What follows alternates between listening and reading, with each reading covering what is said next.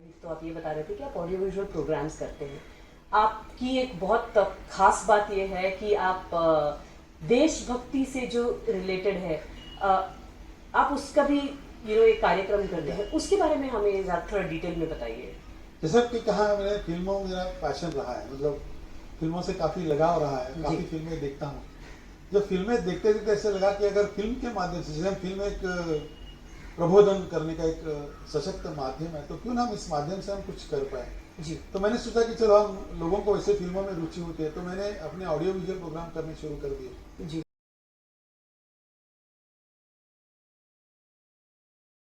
और जिस फिल्म कार्यक्रम का आपने जिक्र किया, वो तो मेरा सबसे दिल के करीब कार्यक्रम है, जिसका नाम है आज़ादी की जंग फिल्मों के संग। अरे वाह। और इसमें मैं तो 1943 में किस्मत करके जो फिल्म आई थी, प्रदीप जी का गाना था, तो आज हिमालय की चोटी पर, वहां से मैं इस कार्यक्रम का आरंभ करता हूँ कि स्वातंत्र के पहले भी, हमको स्वातंत्र मिलने के पहले भी आज़ादी में फिल्मों का बड़ा योगदान रहा है। बड़ा मतलब जब सुबह जो प्रभात फेरियां निकलती थी, प्रभात फेरियों में जो गाने बजते थे जी, तो वहां से मैं कार्यक्रम की शुरुआत करता हूँ। और हकीकत से लेके, फैंटास्टिक, हकीकत से लेके उरी द सर्जिकल स्ट्राइक, ये जो फिल्म है, इसमें सभी जो वॉर फिल्म्स है, फिर बॉर्डर होगी, जी जी जी, एलओसी कारगिल होगी, गाजी अटैक होगी, सर्जिकल स्ट्राइक होगी, वो जो हिंदुस्तान की कसम होगी जी, तो ये सभी वॉर फिल्म्स के ऊपर मैं ये कार्यक्रम करता हूँ, आज़ादी की जंग फिल्मों के संग। और इस कार्यक्रम में मैं फिल्मों से ज्यादा उस वॉर पर बोलता हूँ।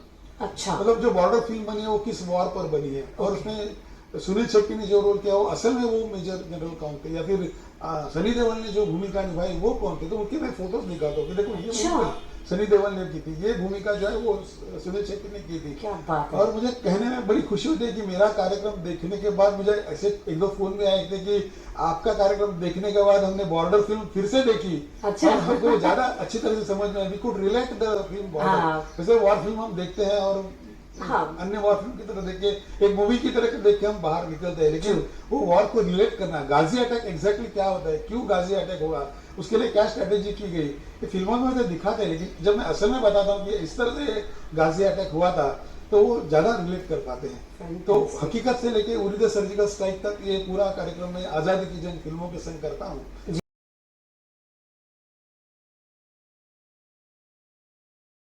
जी। और इसका एक विशेष ये है कि इस कार्यक्रम का मुझे जो भी मानदेय मिलता है, जो भी मुझे इस कार्यक्रम से मिलता है, मैंने संकल्प किया है कि वो जो सभी जो है वो मैं आर्मी वेलफेयर फंड को देने वाला हूँ, कि एक जिम्मेदार नागरिक होने के कारण जो सीमा पर हमारे जवान सैनिक है, जिनकी बदौलत हम शांति की सुख चैन की नींद सो सकते हैं, उनको हमारा शतशः प्रणाम तो है ही, लेकिन ये तो एकदम सागर में एक तिनका डालने जैसा है। लेकिन मुझे लगता है कि एक जिम्मेदार नागरिक होने के कारण मेरा फर्ज बनता है कि मैं जवानों के प्रति कुछ करूं।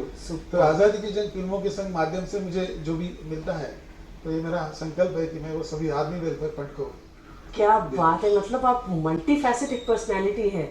मतलब आप क्रिएटिव फील्ड से, हर चीज से आप जुड़ने की जो आपकी ये कोशिश रही है, थिंक वो बहुत काबिले तारीफ है।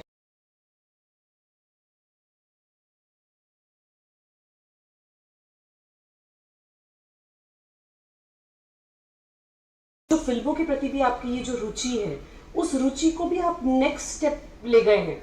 मतलब उसमें भी इतना रिसर्च करना, ये जो आज़ादी से जो आप जो कार्यक्रम आप कर रहे हैं, उसमें भी कितनी रिसर्च लगती है कि आप पहले ये आइडेंटिफाई करो कि किसने ये किरदार निभाया है, इस वॉर का क्या महत्व है, उस चीज़ को कोरिलेट करना और उस चीज़ को प्रेजेंट करना बहुत मेहनत का काम है। मैं इससे एक अनुभव बताना चाहूँगा। जब मैं कार्यक्रम मैंने प्रस्तुत किया, तो उस कार्यक्रम के लिए एक मुख्य अतिथि, एक रिटायर्ड लेफ्टिनेंट कर्नल थे जी। और जब मैं कार्यक्रम प्रस्तुत कर रहा था, तो बीच बीच में बाहर जा रहे थे, तो मुझे थोड़ा आश्चर्य लगा कि इतना अच्छा कार्यक्रम मैं कर रहा हूँ, वो बीच बीच में उठकर बाहर क्यों जा रहे हैं। और वो मुख्य अतिथि थे। अच्छा। तो जब उनका भाषण देने का समय आया, तो उन्होंने बताया कि जब वो लोंगेवाला जो युद्ध था, एक लोंगेवाला वार है, उसके बारे में जो बॉर्डर फिल्म जिसके ऊपर आई है, तो वो जब मैं देख रहा था, तो वह उस वॉर में था। और वो जो सनी देओल ने जिसकी भूमिका की थी, वो मेरे अच्छे मित्र थे, हम दोनों फ्रंट पे थे, और मेरे सामने उनको गोली लगकर वो मेरे सामने ये हो गए। जब वो कामत जी ये सब बता रहे थे, तो मुझे उन्होंने बैठे बैठे वो वॉर फ्रंट पे लेके गए वो, और इस कारण उसको भावुक हो गए। अरे कहते हैं कि भावुक हो गए, जिस तरह से वो भावुक हो गए कि इसके मैं मुझे ये नहीं हो रहा था, इसके लिए मैं बीच बीच में उठकर बाहर जा रहा था कि मैं, मुझे वो पूरा नज़ारा याद आ रहा था कि वो समय था। सर तो इस तरह पानी से- ले लीजिए थोड़ा सा। तो इस तरह का भी अनुभव आता है कि वो खुद को रिलेट कर पाया। और उन्होंने कहा कि एक सिविलियन को युद्ध के बारे में इतनी जानकारी होना और वो लोगों तक पहुंचाना, ये अपने आप में एक बड़ी देश सेवा है। ऐसा उन्होंने एक कॉम्प्लीमेंट मुझे इस कार्यक्रम में दिया। Fantastic, really. कि जैसे शतरंज की मोहरों की चाल चलते उन्होंने चली। जैसे ही कश्मीर के अखनूर में पाकिस्तान की मिलिट्री घुसी, लाल बहादुर शास्त्री जी ने आर्मी को आदेश दिया कि आप अमृतसर से लाहौर पर हमला कीजिए। आर्मी ने अमृतसर से लाहौर पर हमला किया। जब ये बात पाकिस्तानी सेना को समझी कश्मीर में, तो लाहौर को बचाने के लिए कश्मीर से सेना लाहौर की तरफ डाइवर्ट हो गई और वहां ग्रैंड स्लैम कमजोर हो गया। हमारे जवानों ने वहां पे ग्रैंड स्लैम को नाकाम कर दिया।